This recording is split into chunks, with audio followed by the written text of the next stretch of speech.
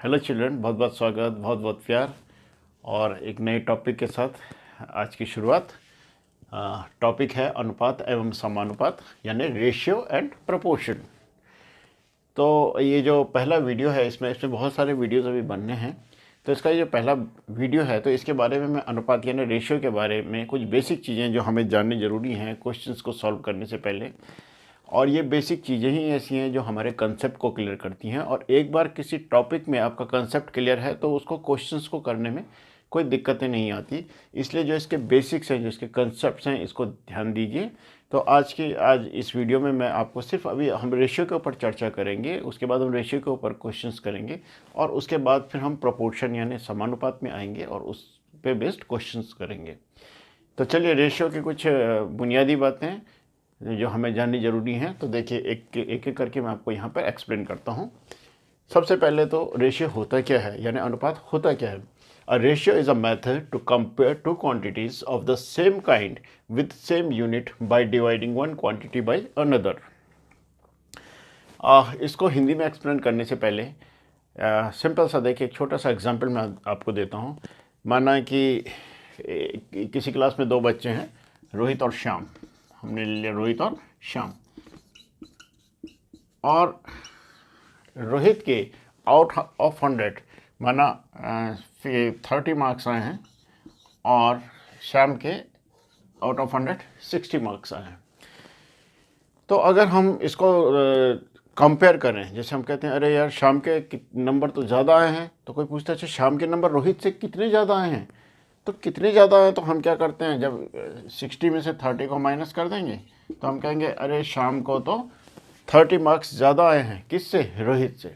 तो एक कंपैरिजन का तरीका हो गया है ये। एक इन दोनों के मार्क्स की, जो उनको मार्क्स मिले हैं, जो उनको अंक मिले हैं एग्जामिनेशन में, हमने उसको कंपेयर किया, उनकी तुलना की और हमने बताया यार श्याम को जो है 30 मार्क्स ज़्यादा मिले हैं रोहित से। और ये हमने सब्ट्रैक्शन करके यानी श्याम के मार्क्स से रोहित के मार्क्स को सब्ट्रैक्शन करके हमने बता दिया है कि इसको 30 मार्क्स ज़्यादा मिलने हैं। तो ये तुलना करना है, लेकिन ये तुलना हमने कैसे की, घटा करके। अगर इसी तुलना को हम भाग करके करें यानी हमने कंपेयर करना है, इनके दोनों के मार्क्स को कंपेयर करना है, तो एक तरीका हम ये भी कह सकते हैं कि ये 60 है और ये 30 है, तो 60/30। तो देखिए 30 से 60 कितने टाइम्स होता है, 2 टाइम्स। तो हम कह सकते हैं कि शाम को जो नंबर मार्क्स मिले हैं ये इसके दुगुना हैं, 2 गुना हैं। किसके, रोहित के 2 गुना हैं। देखिए रोहित के 30 हैं और शाम के 60 हैं। तो अगर हम शाम के मार्क्स को रोहित के मार्क्स से डिवाइड करें तो हमें मिलता है 2/1। यानी हम ये कह सकते हैं कि शाम के मार्क्स इससे रोहित के मार्क्स से दुगना है।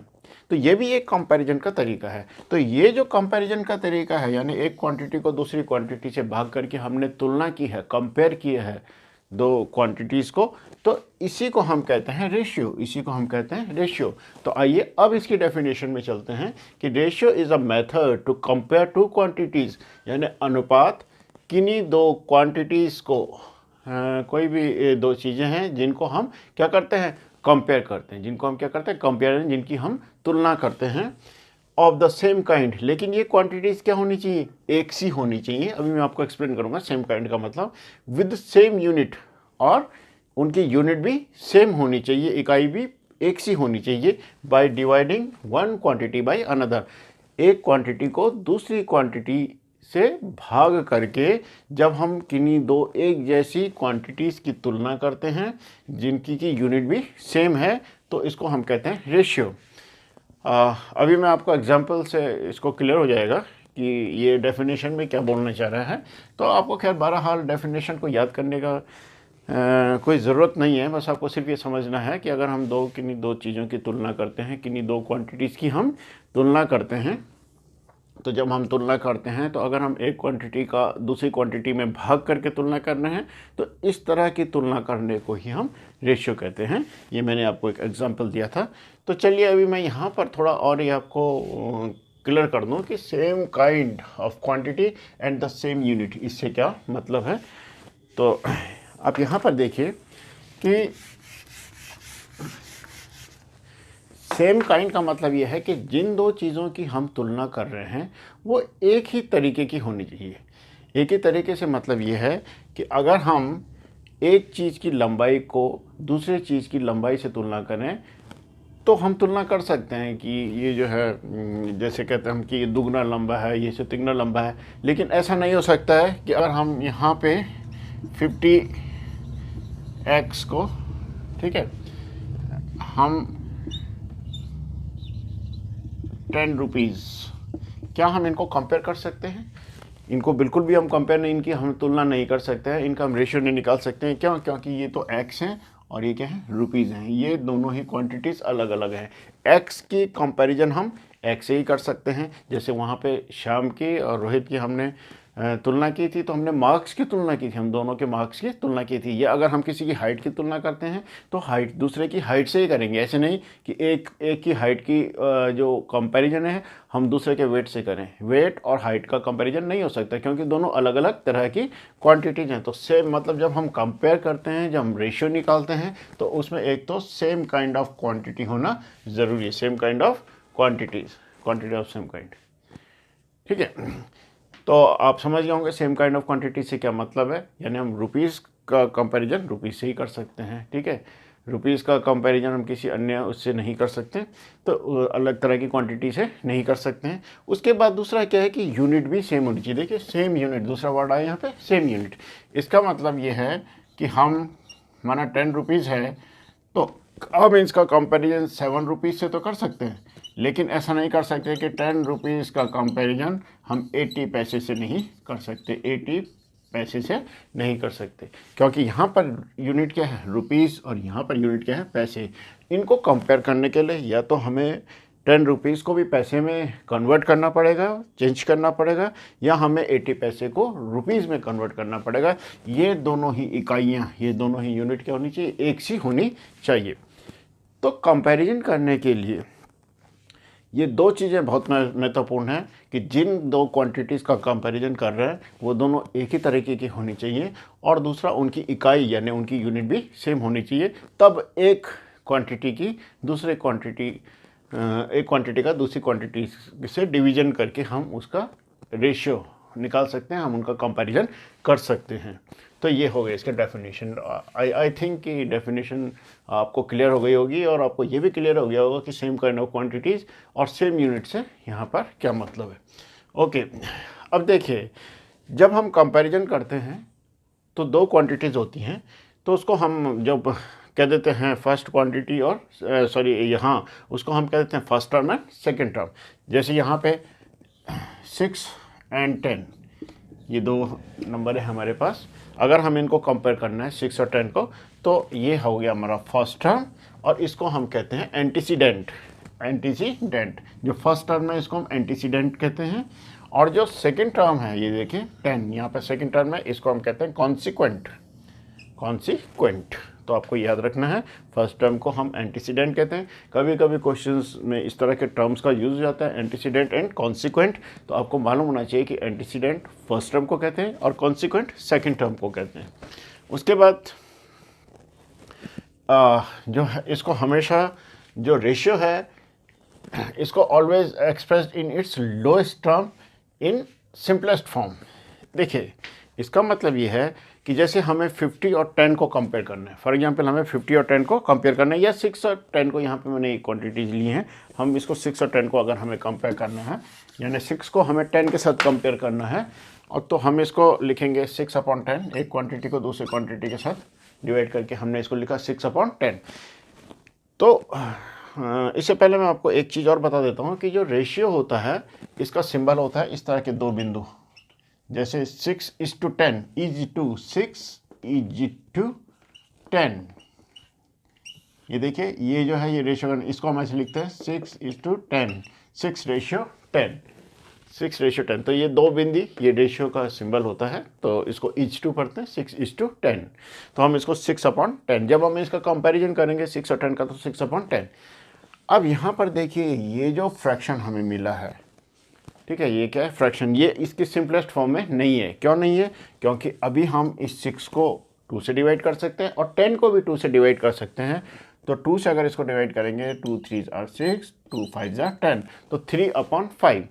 अब देखिए इसका जो फर्स्ट टर्म और सेकंड टर्म है, यानी ये जो 3/5 है, ये किसी और नंबर से ये डिवाइड नहीं होगा। तो ये अब ये जो है सिंपलेस्ट फॉर्म में आ गया, ये लोएस्ट टर्म में आ गया। तो हमेशा किसी भी फ्रैक्शन को हमेशा उसके लोएस्ट टर्म में एक्सप्रेस किया जाता है, सिंपलेस्ट फॉर्म में एक्सप्रेस किया जाता है, ठीक है। और उसका तरीका यही है, किसी भी फ्रैक्शन को, किसी भी रेशियो को आपको सिंपलेस्ट फॉर्म में करना है तो आप उसका न्यूमरेटर और डिनोमिनेटर दोनों का HCF निकाल लीजिए और HCF से दोनों को डिवाइड कर लीजिए। जैसे 6 और 10 का HCF कितना है, यानी वो बड़ा सा बड़ा नंबर जो कि 6 को भी डिवाइड कर दे और 2 को भी डिवाइड 10 को भी डिवाइड कर दे, वो है 2।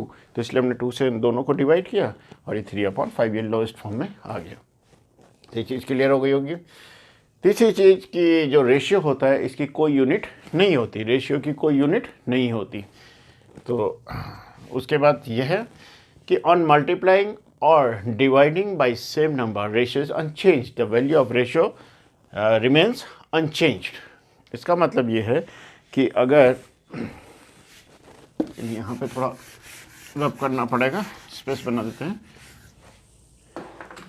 देखिए, माना हमारे पास 15 और 10 है, और अगर हम इसको रेशियो निकालने के लिए, हम इसको कंपेयर करने के लिए 15/10 भी लिख सकते हैं, 15:10 लिख सकते हैं, इस तरह से लिखते हैं। तो अगर हम इसको जो इसका फर्स्ट टर्म है और इसका सेकंड टर्म है, सेम नंबर से मल्टीप्लाई करें या सेम नंबर से डिवाइड करें तो इसकी वैल्यू में कोई भी चेंज नहीं होता। देखिए, 15/10 को अगर हम सिंपलेस्ट फॉर्म में लिखें तो 5 3 are 15, 5 2 are 10, ये 3:2 है, यानी 3:2 है, इसकी वैल्यू 3/2 है। अब आप देखिए कि जैसे 15/10 है, माना मैं इसको जो है 15/10 को 3 से मल्टीप्लाई कर देता हूँ और 10 को भी 3 से मल्टीप्लाई कर देता हूँ, न्यूमरेटर को भी 3 से करता हूँ और डिनोमिनेटर को भी 3 से कर देता हूँ। तो ये मल्टीप्लाई कर दिया तो 15 3 are 45 और 10 3 are 30। तो देखिए, अभी भी 15/10 आपको मालूम है 45/30 के बराबर ही होगा, क्योंकि ये भी कितना है 3। अगर इसको 15 से फिर से डिवाइड कर दो आप, ठीक है, तो 15 3 are 45 और 15 2 are 30, ये 3/2 है। तो अगर आप किसी भी रेशियो एक्चुअली बेसिकली क्या है, फ्रैक्शन, एक टर्म को सेकंड टर्म से डिवाइड कर रहे हैं, ठीक है। तो अगर हम इसके दोनों टर्म को सेम नंबर से मल्टीप्लाई करते हैं या सेम नंबर से डिवाइड करते हैं तो इसकी वैल्यू चेंज नहीं होती है, it remains unchanged, unaltered, right, okay. उसके बाद दूसरी बात यह है कि देखिए,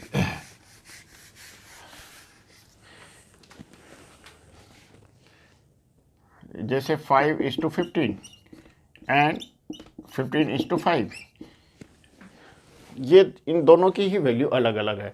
अगर हम उनके टर्म्स इंटरचेंज करते हैं, यानी फर्स्ट टर्म की जगह सेकंड टर्म और सेकंड टर्म की जगह फर्स्ट टर्म, या फर्स्ट टर्म को सेकंड टर्म से कंपेयर करते हैं, ठीक है, और सेकंड टर्म को फर्स्ट टर्म से कंपेयर करते हैं, तो दोनों ही केसेस में वैल्यूज़ अलग अलग हैं। देखिए, यहाँ पर 5:15 की वैल्यू होगी 5/15 और ये हो जाएगा 1/3, 1:3, जबकि यहाँ पर 15/5, ओके, और ये हो जाएगा 3:5, 3 are 15, 5 1 is 5, 3:1।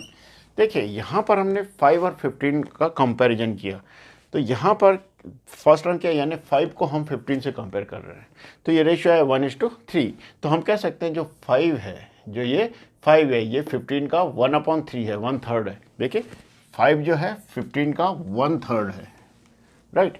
लेकिन जब हम 15 को, यहाँ पर 15 फर्स्ट टर्म है, एंटीसीडेंट है, और कॉन्सिक्वेंट क्या है 5 है, सेकंड टर्म क्या है 5 है, यहाँ पर हम 15 को 5 से कंपेयर कर रहे हैं, 15 को 5 से कंपेयर कर रहे हैं, तो हम कह सकते हैं कि 15 इज 3 टाइम्स। देखिए, 15/5 हमने जब इसको कंपेयर किया तो ये 3:1 है, इसका मतलब कि 15 जो है 5 का 3 टाइम्स है। तो इसीलिए जो ये A:B is not equals to B:A, यहाँ पर हम A को B से कंपेयर कर रहे हैं और यहाँ हम B से A को कंपेयर कर रहे हैं, इनकी वैल्यूज़ डिफरेंट होगी, राइट, ओके। उसके बाद नेक्स्ट हम आएंगे, ये सब बेसिक चीज़ें हैं जो जब हम आगे क्वेश्चन सॉल्व करेंगे तो ये सारी चीज़ें आपको काम में आएंगी, तो इनको समझना बहुत ज़रूरी है आपको। उसके बाद देखिए for any two ratios A is to B and C is to D, if A into D is greater than B into C, this implies A is to B is greater। देखिए जैसे यहाँ पर आपको माना दो वो दे रखी हैं, कुछ भी ले ली, 2/3 एंड 5/7, ये दो रेशियो हैं, ये 2:3 है और ये 5:7 है। इसको हमने जब हम फ्रैक्शन के फॉर्म में लिखेंगे तो 2/3 और ये 5/7। अब हमें कंपैरिजन करना है कि इनमें कौन बड़ा और कौन छोटा है। तो हम कैसे करेंगे, देखिए इसको मान लीजिए A is to B, ये इसको A और इसको मानेंगे B, तो ये A/B मान लें और इसको C/D मान लीजिए आप, दूसरे वाले को इसको C/D, यानी A की जगह 2, B की जगह 3, C की जगह 5 और D की जगह 7। तो जैसा यहाँ पर लिखा है कि कोई दो रेशियो हैं A is to B and C is to D, उस केस में क्या होता है कि अगर A into D, देखिए ये A है और ये D है, तो A into D कितना हो जाएगा, 2 into 7, ये कितना आया 14। और फिर हम निकालेंगे B into C, देखिए ये B है और ये C है, तो 3 into 5 आया 15। अब देखिए इनमें कौन बड़ा है, यहाँ पे देखिए आपको मालूम है कि ये जो B into C है, B into C ये क्या है, बड़ा, और A into D छोटा है। तो if A into D is smaller than B into C, जैसे यहाँ पे है A into D is smaller than B into C, क्योंकि ये B into C तो 15 है, ये आपका है B into C 15, ठीक है, और ये है आपका A into D 14।